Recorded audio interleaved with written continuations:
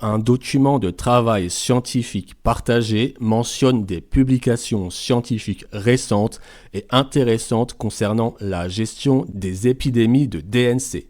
Je cite: L'abattage total serait efficace si la maladie était notifiée à temps, mais la période d'incubation peut rendre cette mesure inefficace, car il est difficile d'identifier tous les animaux infectés.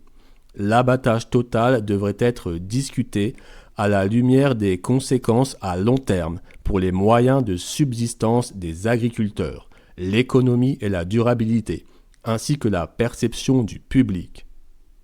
L'abattage de tous les animaux sensibles qui ont été exposés à l'infection, ou au moins ceux présentant des signes cliniques, est une mesure de contrôle de la maladie généralement recommandée. La lutte contre la dermatose nodulaire contagieuse repose sur la lutte contre les insectes, la vaccination et les restrictions sur les mouvements d'animaux, pas l'abattage.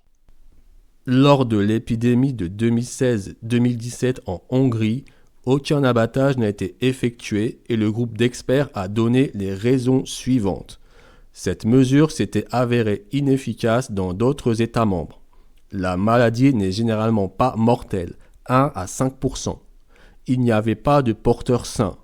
Cela aurait causé des dommages économiques inutiles aux propriétaires d'animaux, et l'opinion publique était opposée à l'abattage.